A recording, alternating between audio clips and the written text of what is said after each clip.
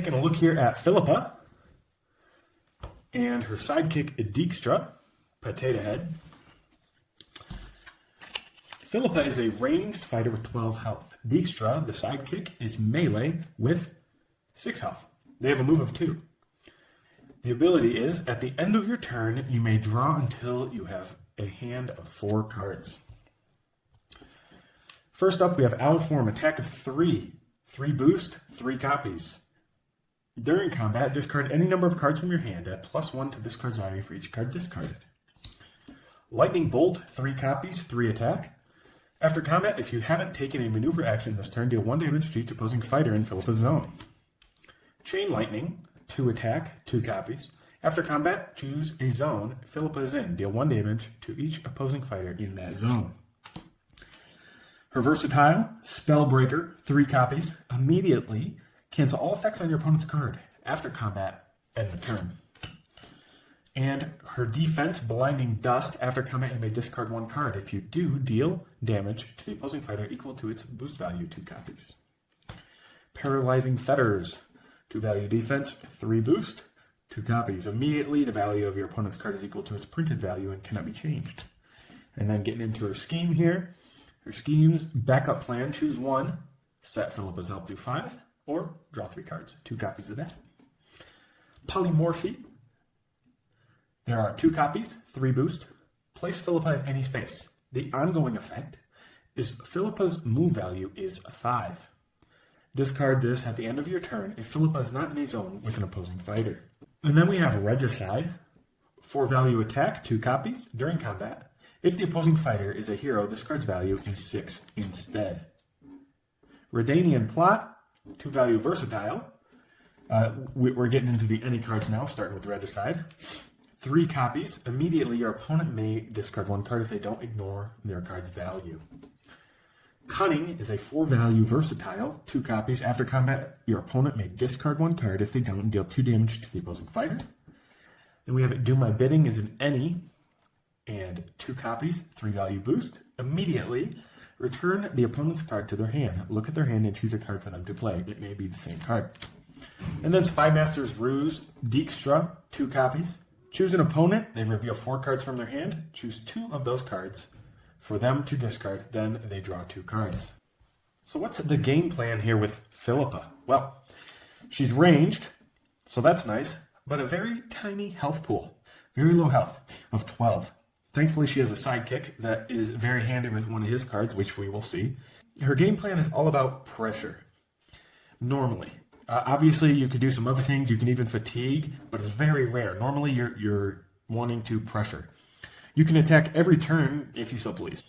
We have Owl Form here. This is one of your biggest attacks, if not your biggest. It can possibly be an 11. You discard any number of cards and add +1 to the value of this. It's already a 3. And I would say don't be afraid to dump your hand because you can always use your ability and draw back up. So that's nice. And if you play it with backup plan, which backup plan doesn't have too many uses, I almost never use it in the game. It seems useful, but normally because you're on the attack, you don't want to be playing it as for the 5 health, and then so the draw could be helpful in conjunction with Owl Form to get a more full hand, bringing you up to a possible 11 attack with Owl Form. Then we have Lightning Bolt and Chain Lightning. I'm going to cover both of these at the same time because they're kind of your sidekick killers for attacks. If you haven't taken a maneuver action this turn, deal 1 damage to each opposing fighter in Philippa's zone. And then this is choose a zone Philippa's in, deal 1 damage to each opposing fighter in that zone. So even if they're solo hero, they're taking a damage, but this helps get rid of sidekicks. And the fact that you have 5 of those in total really helps with that. Taking a look here at Spellbreaker, I'd say play this on your opponent's first action so you get the end of turn and then you can pressure and attack as you want to do. We got Blinding Dust.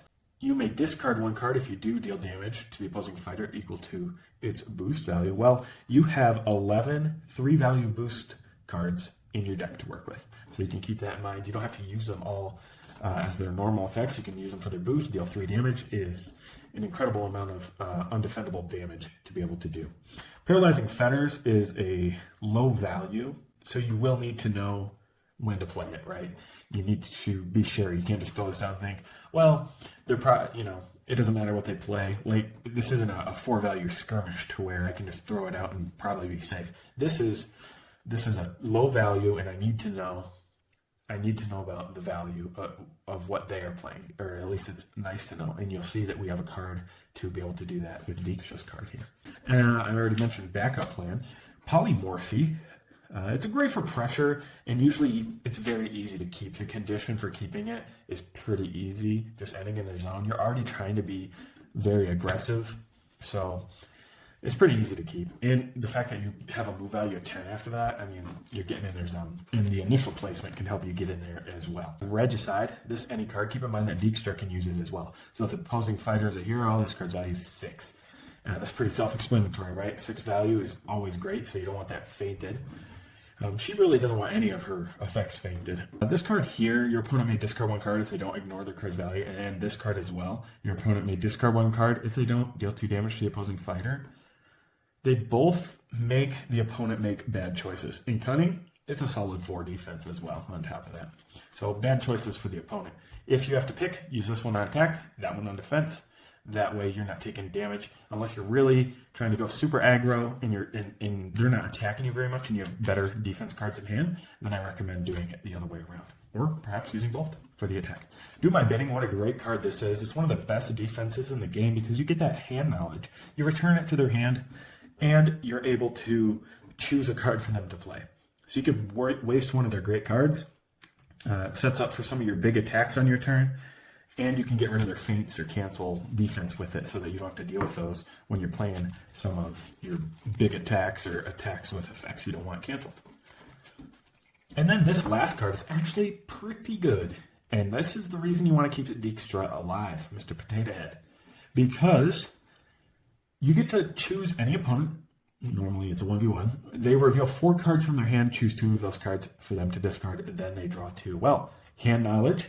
If they have these 4, you get to choose 2, then you'll know 2 that are in their hand, and then they're drawing 2.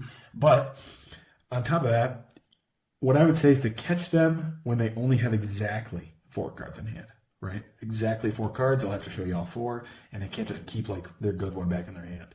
And this is why it's very, very important to keep Dijkstra alive. The game plan here as Philippa is pretty much, like I said, pressure, attacking, try to attack every single turn if you can. Keep Dijkstra alive so you can use this scheme card. Stay very, very aggressive throughout the game. Be up in their face and draw your 4, draw your 4, draw your 4. Be careful not to overdraw. If you're not dealing the damage, then you're going to be overdrawing. You need to damage them before you deck yourself out. So don't be predictable. Keep Dijkstra alive. Don't be predictable. Keep Dijkstra alive. You have a lot to work with here, and you can really keep somebody on their toes and on the back foot the whole game. And that's what you need to be doing as Philippa in most matchups.